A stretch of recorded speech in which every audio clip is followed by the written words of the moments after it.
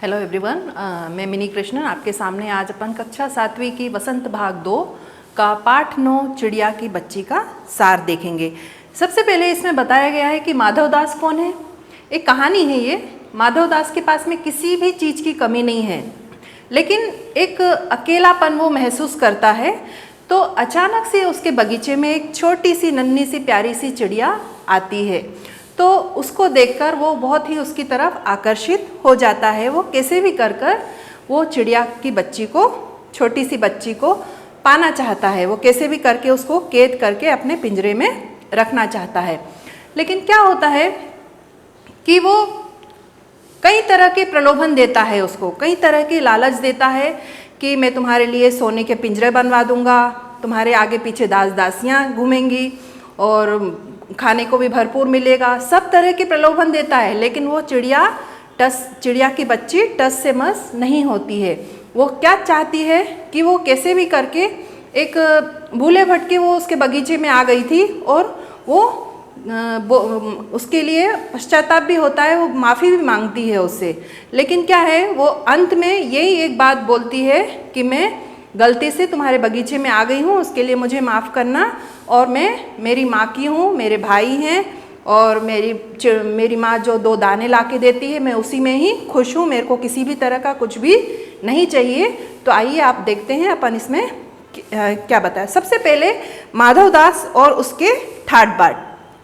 आपने देखा है ये माधवदास हैं और इनके ठाट बाट मीन्स संगमरमर की कोठी है अच्छी बड़ी, और जो कि और घर में भी सारे नौकर चाकर और बहुत बड़ा बगीचा और सभी तरह से संपन्न व्यक्ति। लेकिन क्या है, वो एक अकेलापन महसूस करता है। वह चाहता है कि उसके साथ में कोई भी बात करने वाला कोई मिले। तो वह एक अचानक से उसके बगीचे में एक छोटी सी चिड़िया आती है, जिसको देखकर वो सोचता है कि मैं कैसे भी कर उसको पालूं। तो क्या होता है, माधवदास के बगीचे में सुंदर चिड़िया का आना, अचानक से उसकी गुलाब के पेड़ में एक छोटी सी नन्ही सी चिड़िया आके बैठ जाती है और वो फुदक कर इधर से उधर जाती है। तो उसको देखकर बहुत खुश होता है माधवदास और वो चाहता है कि वो मैं कैसे भी करके इसको पालूं। उसके बाद में चिड़िया का भयभीत होना। जब चिड़िया थक कर बैठ जाती है तो वो माधवदास बोलता है, उससे कई तरह के प्रलोभन देता है, कई तरह की बातें करता है। तो चिड़िया की छोटी सी बच्ची क्या बोलती है कि मुझसे गलती हो गई, मुझे माफ़ करना, मैं गलती से तुम्हारे बगीचे में आ गई हूँ, मैं अभी चली जाऊँगी वापस। उसके बाद में माधवदास का चिड़िया को प्रलोभन देना। अब क्या है, इसमें माधवदास चिड़िया को कई तरह के प्रलोभन देता है। क्या बोलता है कि मैं तुम्हारे लिए सोने का पिंजरा बनवा दूंगा, मैं तुम्हारे लिए बहुत सारे खाने की वस्तुएं ला के रख दूंगा और तुम्हारे आगे पीछे दास दासियां घूमेंगी और तुम्हें किसी भी तरह की कोई भी परेशानी नहीं होगी और मैं तुम्हें बहुत अच्छे से रखूंगा, लेकिन तुम यहाँ से कहीं भी मत जाओ। लेकिन वो चिड़िया छोटी सी थी, नन्ही सी, वो तो आप ऐसा अपना समय बहलाने के लिए उस बगीचे में आई थी, लेकिन वह बोलती है कि नहीं, मेरी माँ घर में मेरी राह देख रही होगी, मैं मेरी माँ की हूँ और मैं मेरी माँ के पास जाना चाहती हूँ। इसके बाद में चिड़िया का माँ के पास जाने का आग्रह करना।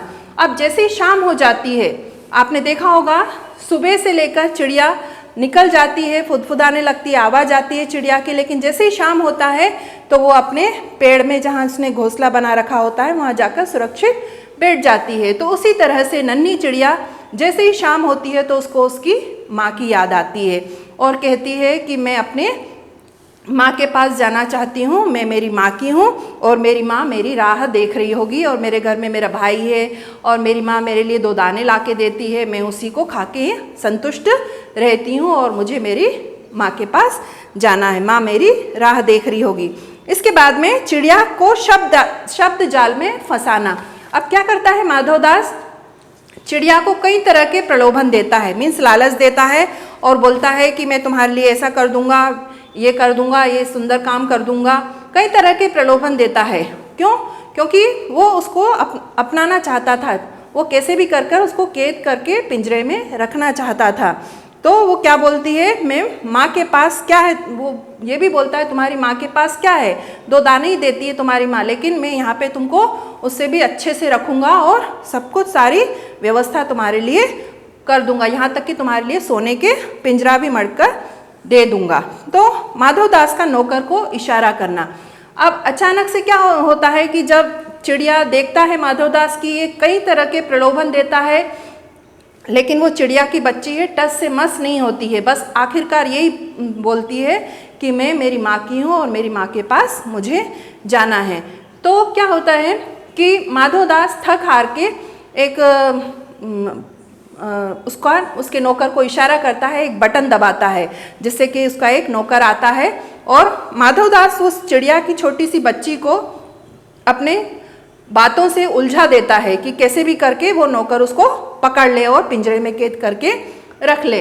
तो वो क्या होता है, जैसे ही बटन माधवदास का बटन का दबाना होता है और नौकर का आना होता है और झट से एक नौकर भागकर बाहर आया और माधवदास ने उसे उस नौकर को इशारा कर दिया। क्या इशारा करा कि चिड़िया को कैसे भी करके पकड़ लेना, उसे हासिल करना और उसे कैद करके पिंजरे में अपने पास हमेशा के लिए रखना।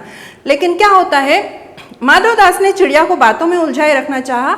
वह कहता रहा तुम कितने भाई बहन हो, मीन्स कई तरह के प्रलोभन दे रहा था, कई तरह की लालच दे रहा था कि तुम कितने भाई बहन हो, तुम्हारी माँ क्या करती है और कौन कौन है घर में, कई तरह के प्रलोभन देखता है। आप देखो ये चिड़िया, ये पिक्चर के माध्यम से बताया है कि ये कौन है, ये नौकर है और ये माधवदास है और किस तरह से वो चिड़िया की बच्ची को पकड़ना चाह रहे हैं।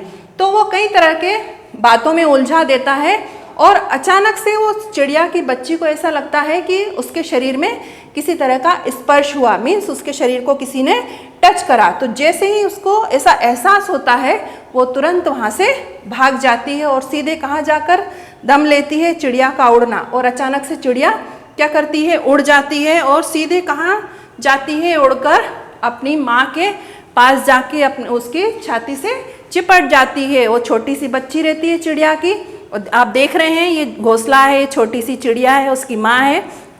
तो वो जाके अपनी माँ से छाती से चिपक के और इस तरह से चिपक जाती है कि वापस से ऐसा लगता है कि जैसे कभी वो उठेगी नहीं। क्यों?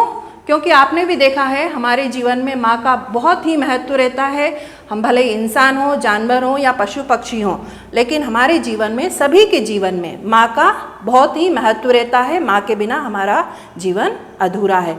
तो बच्चों, इस कहानी से हमने ये शिक्षा ग्रहण की है कि हमें किसी भी तरह का प्रलोभन दिया जाए, कितने भी ऊंचे महल, बंगले, गाड़ी, सब तरह के प्रलोभन दिए माधवदास ने, लेकिन वो चिड़िया की छोटी सी नन्ही सी बच्ची आखिरकार यही बोलती रही कि मेरी माँ शाम हो गई है, मेरी माँ मेरी घर में राह देख रही होगी और मैं मेरी माँ की हूँ और मेरे घर में मुझे वापस जाना है। आखिरकार वो अपनी माँ के पास ही वापस जाती है।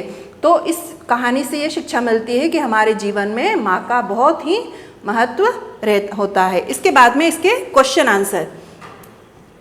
फर्स्ट क्वेश्चन है, किन बातों से ज्ञात होता है कि माधवदास का जीवन संपन्नता से भरा था और किन बातों से ज्ञात होता है कि वह सुखी नहीं था। मैंने आपको बताया कि उसके पास में किसी भी चीज की कमी नहीं थी, बस एक क्या कमी थी कि वो अकेला था। एक अकेलापन उसको अकेलापन महसूस कर रहा था और अचानक से उस नन्ही सी चिड़िया उसके बगीचे में आ जाती है और उसको कई तरह के प्रलोभन देकर वो पाना चाहता है। लेकिन क्या होता है कि भरपूर कोशिश करने के बाद भी वह चिड़िया की बच्ची को नहीं पा पाता है और आखिरकार इसलिए इन बातों से कि सभी कुछ होने के बाद भी वह सुखी नहीं था।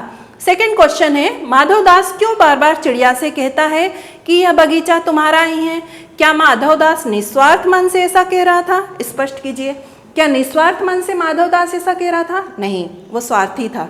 वो कैसे भी करके उस नन्ही सी चिड़िया को अपने पिंजरे में कैद करके अपने पास हमेशा के लिए रखना चाहता था और वो स्वार्थी व्यक्ति था, है ना। अपने स्वार्थ के लिए वो नन्ही सी चिड़िया को पाना चाहता था। तो और उसको कई तरह के प्रलोभन दे रहा था, लेकिन वो चिड़िया की बच्ची टस से मस नहीं हुई। आखिरकार हारकर उस चिड़िया की बच्ची वहाँ से उड़ गई और माधवदास अकेला रह गया। थर्ड है, माधवदास के बार बार समझाने पर भी चिड़िया सोने के पिंजरे और सुख सुविधाओं को कोई महत्व नहीं दे रही थी। दूसरी तरफ माधवदास की नज़र में चिड़िया की जिद का कोई तुक ना था। माधवदास और चिड़िया के मनोभाव के अंतर क्या क्या थे अपने शब्दों में लिखिए।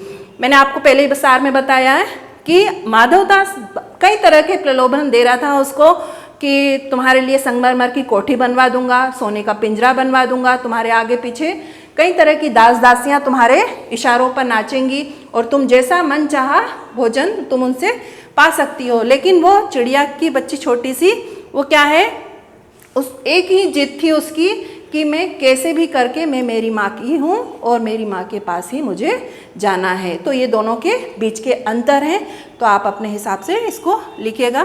फोर्थ है, कहानी के अंत में नन्ही चिड़िया का सेठ के नौकर के पंजे से भाग निकलने की बात पढ़कर तुम्हें कैसा लगा?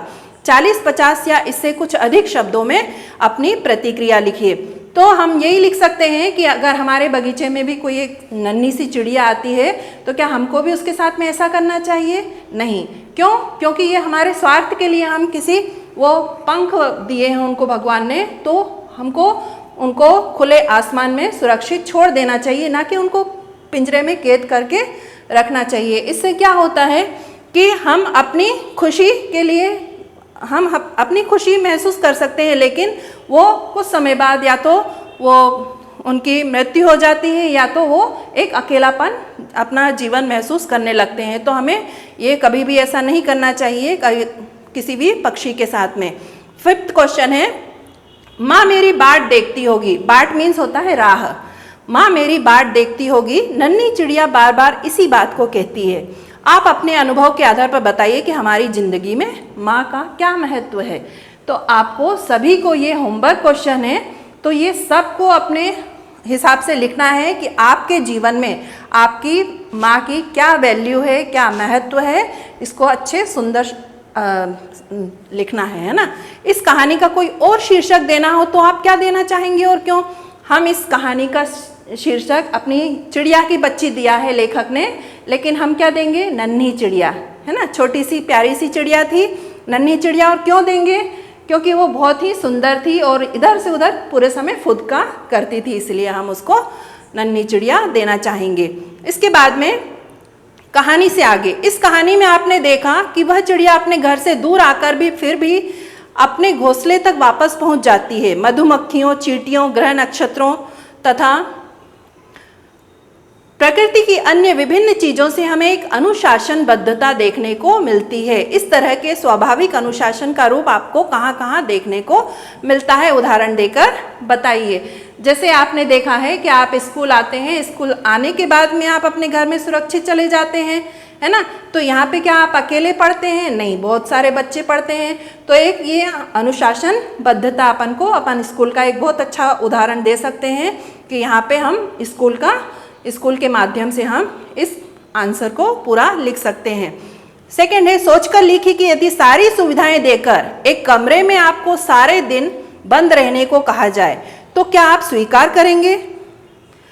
आपको अधिक प्रिय क्या होगा, स्वाधीनता या प्रलोभन वाली पराधीनता? ऐसा क्यों कहा जाता है कि पराधीन व्यक्ति को सपने में भी सुख नहीं मिल पाता? नीचे दिए गए कारणों को पढ़ें और विचार करें। फर्स्ट बताया है, क्योंकि किसी को पराधीन बनाने की इच्छा रखने वाले व्यक्ति स्वयं दुखी होता है, वह किसी को सुखी नहीं कर सकता। जैसे अच्छा एग्जाम्पल है कि माधवदास ने जिस तरह से नन्ही चिड़िया को अगर वो कैद करके रख लेता तो वह कभी सुख का अनुभव नहीं कर पाता। उसी तरह से हम किसी को अपने स्वतंत्रता से बंधन से मुक्त करके पराधीन बना के रखते हैं तो वह कभी भी व्यक्ति सुखी नहीं होता है। सेकंड है, क्योंकि पराधीन व्यक्ति सुख के सपने देखना ही नहीं चाहता है। अब आपको एक कमरे में कैद करके रखा जाता है और अच्छी अच्छी वस्तुएं खाने को दे दिया, आप जो आपकी मांग है वो पूरी कर दी जाए तो क्या आप खुश रहेंगे? कोई भी व्यक्ति खुश नहीं रहना चाहेगा। तो उसी तरह से ये थर्ड है, क्योंकि पराधीन व्यक्ति को सुख के सपने देखने का भी अवसर नहीं मिलता है। तो आपको इन तीनों में से क्या सही लग रहा है आप अपने हिसाब से लिख लीजिएगा, है ना। तो ये चैप्टर यहीं पे आज अपना कंप्लीट होता है। अगला चैप्टर अपन अगली कक्षा में कंटिन्यू करेंगे।